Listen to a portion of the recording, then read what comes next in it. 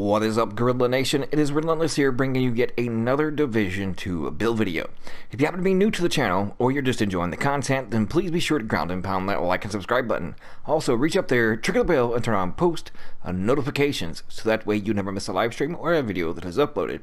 Before we hop into the gameplay, I've had some weird instances occur when it comes to transferring my gameplay vids to my PC. My PC is not in the greatest shape right now, so I'm pretty much flying blind, so I've had to label the gameplay clips. So hopefully I got the right ones included in there, but if by chance there might be one that's off, apologies first and foremost beforehand, but I'm gonna send you over to the gameplay and then we'll see you guys back here in a moment. Garbage, bro. Garbage, bro.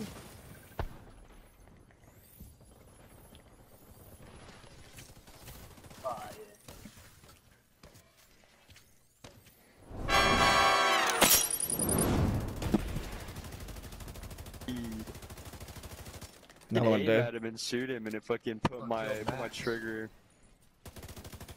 He has a name on me, but I don't have a name.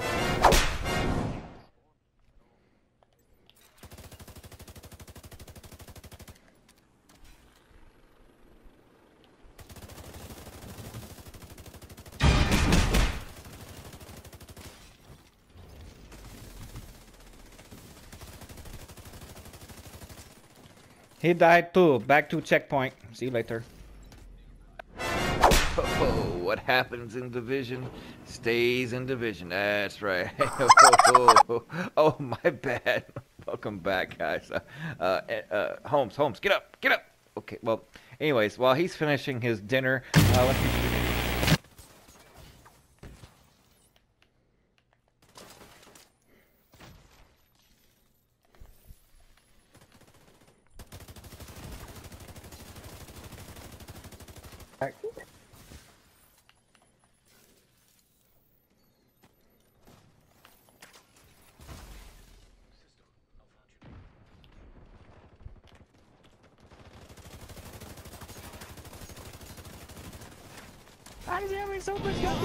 Can you deal with that? I down black.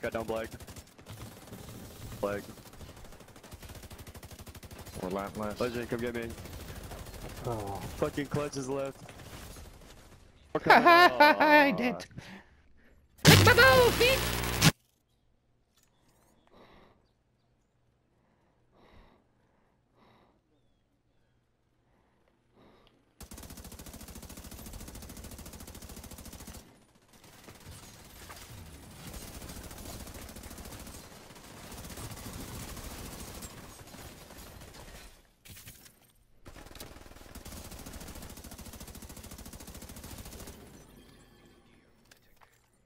Hey, that was my shit, man.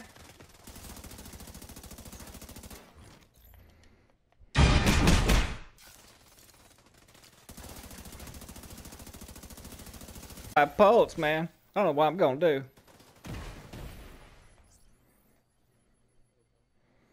I'm sticking it.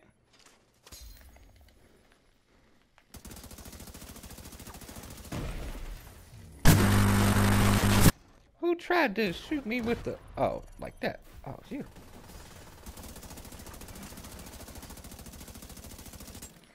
No, both of them did, though. Hope you enjoyed the gameplay, and I guess you kind of know where I got the title of this build, because, you know, Thanksgiving just has left us. We were just upon it. I hope you all had a great Thanksgiving, and amongst other things, that's where the name of this build comes from.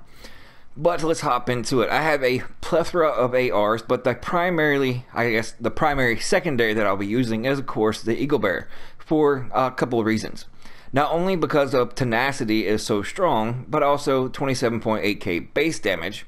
And if you don't know what tenacity is, for landing those headies, you get 40 to 80% of damage taken delayed until the buff expires, which really definitely comes in handy. But most importantly, that protected fire. Well, holstered gain at 10% bonus armor while firing your current weapon. So at 400k armor, then that's roughly around 40k additional armor when I'm utilizing my primary and firing it, and just utilizing the holster talent of the Eagle Bear. But when it comes to the AR variety and this archetype, I would definitely want Ranger because it doesn't have or limited by any requirements. Every 5 meters you are from your target grants you 2% weapon damage. And this is the best custom P416 that I have yet to come across. 25.1k base with that Ranger Allegro protected deploy. But it's whatever your personal preference is when it comes to ARs. I do have some different variety of ARs, but I just need to change off and find other ARs so that way I can put Ranger on them, such as this CTAR with Allegro already on it. Put Ranger on it, 21.3. FAMAS, it's for my crit build, but I can change off Strained for Ranger. And of course we have a FAL at 28.1, and then a Police M4 at 23.6. So it's whatever your personal preference is that you want to use. So let's hop into the build itself. Now it's kind of a concern as of late where they're thinking about making adjustments to the percentage armor values that you can actually have as attributes on your chest piece and backpack. For those that didn't do the clan hopping like myself, it was very hard to come by, especially if it wasn't in the clan vendor. Then you just basically had to rely on RNG to actually give you, attribute rolls on pieces that you can transfer to other pieces to further their tankiness. The one way around this, if you can't find any of those high percentage armor values on chest piece, then to actually utilize like the 2-piece True Patriot here, that gives you 10% total armor. 1-piece Heliguard gives you 5% total armor. And then of course you can go with the likes of Overlord, mix 2 pieces of those in, that'll give you 7.5% total armor. And then find you, like I did, some aces knee pads, and I got lucky and had a pair drop for me. I think it was like on Title Basin or something. It had 13.5% total armor. So there are ways around it. Actually, I'm kind of looking for them to either reducing those percentage armor values on your chest or backpack, or just doing away with them altogether. Just because of that simple fact, there's so many other viable ways in order to get those same percentages, but yet you have to more or less pick and choose and sacrifice things in order to obtain those tanky armor rolls. Of course, there's other things that need to be looked at above and beyond that, but that's just my thought, and I'm kind of rambling off there, so apologies. So let's hop into the build. Now, I am utilizing Berserk, and typically with Berserk, you want to favor health over armor. But since ARs are so good in this patch because they have that 29% baked in to damage to health, it is so hard to actually utilize the full potential of Berserk and rely solely on your health pool or making it all a health-based Berserk build just because of that simple fact. If you have to go with LMGs that have the higher base damage, you can go that route like I have previously done. It works out really, really well, but it still makes it a little tougher on you to do so because of that baked in, damage to health that are on ARs. So right now, ARs are the go-to, LMGs would be the second, and then I would say close third would be rifles, and then of course SMGs and marksman rifles. And I'm not even going to get into the whole cheesiness of shotguns, but that's for another video. But on this particular chest piece, I have 10,822 health, 22% total armor, and 10.5% weapon damage. Of course, Berserk, 8% weapon damage for every 20% max armor depleted. And I did actually a comparison on this. You got to find more or less your sweet spot. I have a considerable amount of health at 195k. To where if I want to, dive deeper onto my armor reserve so that way I get more benefit out of Berserk, then I can do so. But if I only need an extra, say, 8 to 16%, then I only have to lose 40% of my armor to get 16% additional weapon damage, which actually comes in handy when you accompany that with the baked-in damage to health. And then, of course, on top of that all, getting that 10% additional armor by utilizing the Eagle Bearer or utilizing the Tenacity talent. So it's different and multifaceted, but it works out really, really well, either in its holstered variety or as far as actually using it and utilizing that Tenacity talent that's on the weapon. Now in the mod slots, I have 2 defensive, 1 offensive. In the defensive, I got 6,056 armor, 2806 health, and 2.5% total armor, and then 6.5% going to my assault rifle. And the second defensive mod slot, 4320 armor, 3% total armor, and then 4086 health. Moving on to the holster, if you want to go 3-piece True Patriot, that is, in my opinion, the two best holsters that you can actually get as far as brand set versus gear set, just because you can have double attributes and then 2 offensive mod slots. And since I had this holster lying around that gave me 14% total health and then 41,165 health, it was kind of hard to pass up. I mean, of course, if I want like the debuff from the red, white, and blue from the 3-piece, I could easily switch to that. But as you can see, I would lose like 5,000 armor and around 20k health. But I still have 2 offensive mod slots. Now, if I could actually put a percentage value like on my Hildegard piece with an additional 14 to 16% additional health, then we'll be cooking with Crisco. But until I find one of those, I'm rocking this particular holster.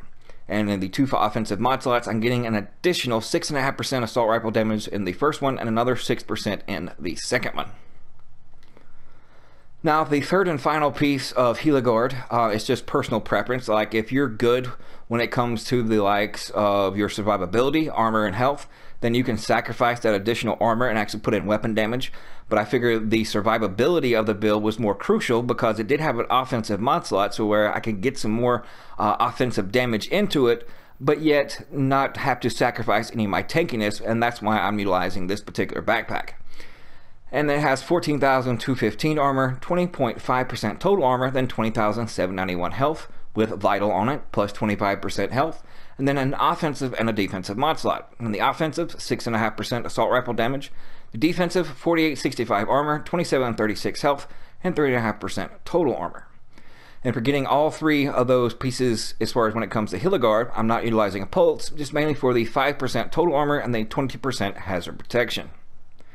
Now on to the the 2-piece True Patriot, starting with the knee pads. This particular knee pads have 10% total armor, but if you want to see the actual other ones, that 13.5% total armor value that you can find on, well, I found it on Aces and 8s knee pads. I've been really lucky when it comes to actually percentage rolls that's been dropped on Aces and 8s knee pads, so that's also where I got this 12% at. And then it has an offensive and defensive mod slot. And then the offensive one, we're getting 5.5% assault rifle damage, and then of course the defensive, 5991 armor, 3% total armor, and then 2149 health. On the True Patriot mask, 7% crit chance, which is, again, I wish that was a health value roll, so that way I could further my health pool and be well over 200k. And then 29,280 health, and then an offensive mod slot, and getting 6.5% weapon damage to my assault rifle on that mod slot as well.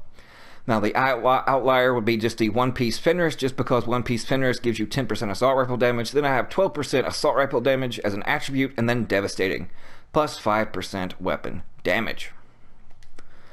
But the sky's the limit as far as what you want to utilize. You could, switch out the holster, and as I would, once I find one with the same attributes as the likes of this Hildegard, that it is True Patriot, so that way I can change out my knee pads and go with the Hildegard variety, just because it has 1.5% or 1% more total armor than the other ones do, but it has those 2 defensive mod slots to where I can be even or tankier, which is I would only gain a total like 5% additional armor and then 5,000 armor with a little extra health.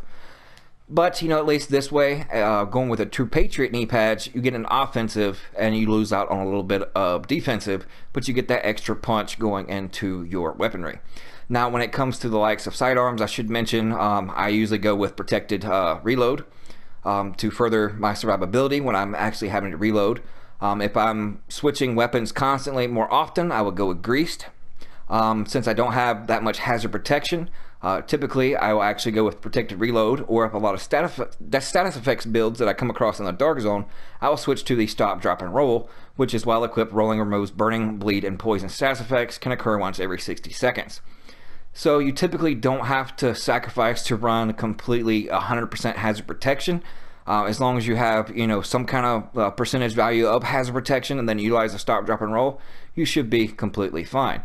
And then when it comes to explosive resistance, since I have 1 to 4 total defensive mods, I can easily substitute a little bit of health, and instead of that health, get 7 to 8% and I do have a couple that have 10-11% explosive resistance. So just slipping out, you know, those mods in place of the explosive resistant ones, yes, I would lose out probably around on 15k health, but then I would gain 40% explosive resistance.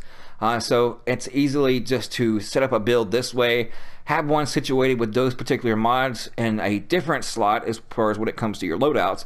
So that way, if you do die from status effects, you get sent back to the checkpoint. It's easy just for you to have that build already made up with those explosives and hazard protection that's in your build, and then, you know, rinse and repeat. But at least with the having just to switch out a pistol, you know, stop, drop, and roll, add that onto it. Plus, you know, I still have some hazard protection.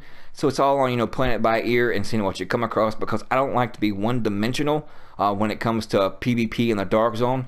I like to be able to, you know, if something don't work, I need to tweak it here and there to already have it set up. So if I do die, since I do die a lot, it's easy for me just to go to my loadouts, scroll down one to my explosive resistance, and it's consistently the same build.